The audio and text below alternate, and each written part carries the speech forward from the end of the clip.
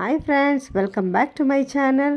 Friends, ಇವತ್ತು ತುಂಬಾ ಟೇಸ್ಟಿಯಾಗಿರೋ ಚಟಪಟ ಬೆಳ್ಳುಳ್ಳಿ ಕಬಾಬ್ ಮಾಡೋದು ಹೇಗೆ ಅಂತ ತೋರಿಸ್ತಾ ಇದ್ದೀನಿ. ಇದು ತುಂಬಾ ಡಿಫ್ರೆಂಟ್ ಆಗಿರುತ್ತೆ. ಟೇಸ್ಟ್ ಅಂತೂ ತುಂಬ ಚೆನ್ನಾಗಿರುತ್ತೆ. ಖಂಡಿತ ನೀವು ಒಂದು ಸಲ ಟ್ರೈ ಮಾಡಿ. ವಿಡಿಯೋನ ಸ್ಕಿಪ್ ಮಾಡದೆ ನೋಡಿ. ಬನ್ನಿ ಮಾಡೋ ವಿಧಾನ ಹೇಗೆ ಅಂತ ನೋಡೋಣ.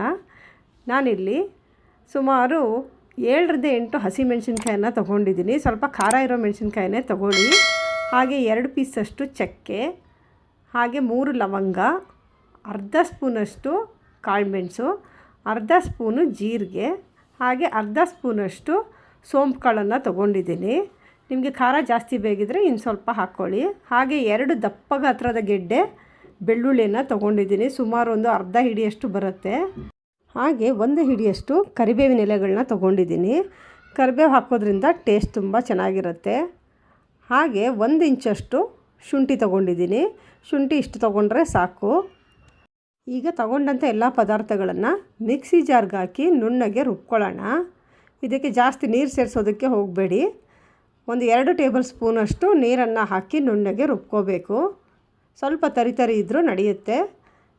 ಉಳಿದಂಥ ಮಸಾಲ ಪದಾರ್ಥಗಳನ್ನು ಕೂಡ ಇವಾಗ ಮಿಕ್ಸಿ ಜಾರ್ಗೆ ಹಾಕ್ಕೊಳ್ತಾ ಇದ್ದೀನಿ. ಇವಾಗ ಸ್ವಲ್ಪ ನೀರನ್ನು ಸೇರಿಸಿ ರುಬ್ಕೊಂಡು ಬರೋಣ. ಈಗ ಮಸಾಲ ರುಬ್ಬಿದ್ದು ಆಗಿದೆ.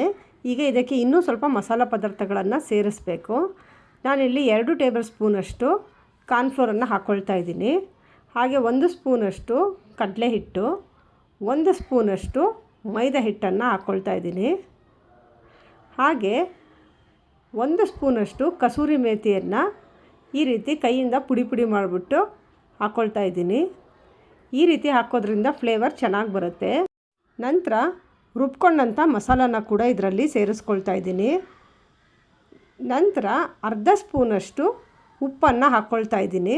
ಹಾಗೆ 2 ಸ್ಪೂನಷ್ಟು ಗಟ್ಟಿ ಮೊಸರನ್ನು ಹಾಕ್ಕೊಳ್ತಾ ಇದ್ದೀನಿ. ಆದಷ್ಟು ಗಟ್ಟಿಯಾಗಿರೋ ಮೊಸರನ್ನೇ ಯೂಸ್ ಮಾಡಿ. ಮೊಸರು ಹಾಕೋದ್ರಿಂದ ಸಾಫ್ಟಾಗಿ ಬರುತ್ತೆ. ಹಾಗೆ 1 ಮೊಟ್ಟೆಯನ್ನು ಕೂಡ ಸೇರಿಸ್ಕೊಳ್ತಾ ಇದ್ದೀನಿ. ನಂತರ ಒಂದು ಸಲ ಮಿಕ್ಸ್ ಮಾಡ್ಕೊಳ್ಳೋಣ. ನಂತರ ಇದಕ್ಕೆ 1 ಸ್ಪೂನಷ್ಟು ಎಣ್ಣೆಯನ್ನು ಕೂಡ ಹಾಕ್ಕೊಳ್ತಾ ಇದ್ದೀನಿ. ಇವಾಗ ಒಂದು ಸಲ ಚೆನ್ನಾಗಿ ಮಿಕ್ಸ್ ಮಾಡ್ಕೊಳ್ಳೋಣ.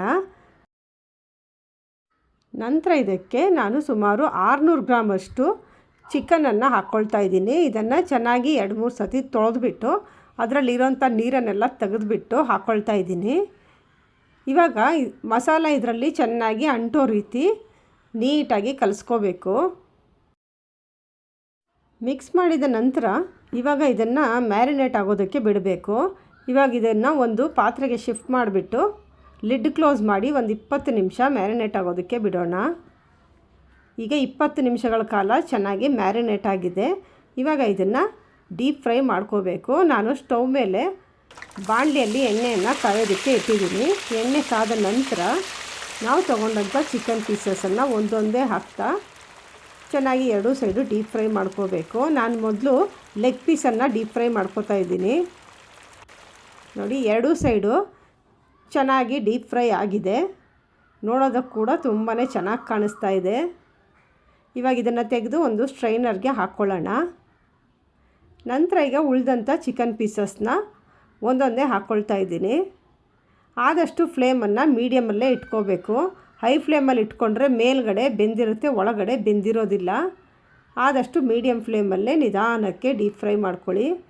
ಈಗ ಒಂದು ಸೈಡ್ ಆದ ನಂತರ ಇದನ್ನು ಉಲ್ಟಾ ಮಾಡಿಬಿಟ್ಟು ಇನ್ನೂ ಒಂದು ಸೈಡು ಚೆನ್ನಾಗಿ ಡೀಪ್ ಫ್ರೈ ಮಾಡ್ಕೋಬೇಕು.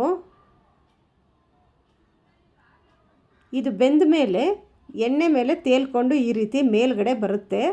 ಈ ರೀತಿ ಬಂದಾಗ ಅದು ಚೆನ್ನಾಗಿ ಬೆಂದಿದೆ ಅಂತ. ಇವಾಗ ಇದನ್ನು ಕೂಡ ತೆಗೆದು ಎಲ್ಲ ಒಂದು ಸ್ಟ್ರೈನರ್ಗೆ ಹಾಕ್ಕೊಳ್ಳೋಣ. ಈಗ ಚಟಪಟ ಬೆಳ್ಳುಳ್ಳಿ ಕಬಾಬ್ ತುಂಬಾ ಸಖತ್ತಾಗಿ ಟೇಸ್ಟಿಯಾಗಿ ರೆಡಿಯಾಗಿದೆ. ಇವಾಗ ಒಂದು ಸರ್ವಿಂಗ್ ಪ್ಲೇಟ್ಗೆ ಹಾಕ್ಕೊಳ್ಳೋಣ. ನೋಡಿ, ಚಿಕನ್ ಎಷ್ಟು ಚೆನ್ನಾಗಿ ಸಾಫ್ಟಾಗಿ ಬೆಂದಿದೆ ಅಂತ. ನೋಡೋದಕ್ಕೂ ಎಷ್ಟು ಚೆನ್ನಾಗಿ ಕಾಣಿಸ್ತಾ ಇದೆ ಅಲ್ಲ. ಟೇಸ್ಟ್ ಕೂಡ ಅಷ್ಟೇ ಚೆನ್ನಾಗಿ ಬಂದಿದೆ. ಖಂಡಿತ ನೀವು ಕೂಡ ಒಂದು ಸಲ ಈ ರೆಸಿಪಿನ ಟ್ರೈ ಮಾಡಿ. ಹೇಗೆ ಬಂತು ಅಂತ ನನಗೆ ಕಮೆಂಟ್ ಮಾಡಿಬಿಟ್ಟು ತಿಳಿಸಿ. ಈ ರೆಸಿಪಿ ಏನಾದರೂ ನಿಮಗೆ ಇಷ್ಟ ಆಗಿದ್ದರೆ ಲೈಕ್ ಮಾಡಿ, ಶೇರ್ ಮಾಡಿ, ಸಬ್ಸ್ಕ್ರೈಬ್ ಮಾಡಿಲ್ಲ ಅಂದರೆ ಸಬ್ಸ್ಕ್ರೈಬ್ ಮಾಡಿ, ಬೆಲ್ ಐಕಾನ್ ಟಚ್ ಮಾಡಿ. ಇಷ್ಟು ಹೊತ್ತು ವಿಡಿಯೋ ನೋಡಿದ್ದಕ್ಕಾಗಿ ಧನ್ಯವಾದಗಳು. ಮತ್ತೊಂದು ಹೊಸ ರೆಸಿಪಿ ಜೊತೆ ಮತ್ತೆ ಭೇಟಿ ಮಾಡೋಣ. ಅಲ್ಲಿವರೆಗೂ ಟೇಕ್ ಕೇರ್, ಬಾಯ್.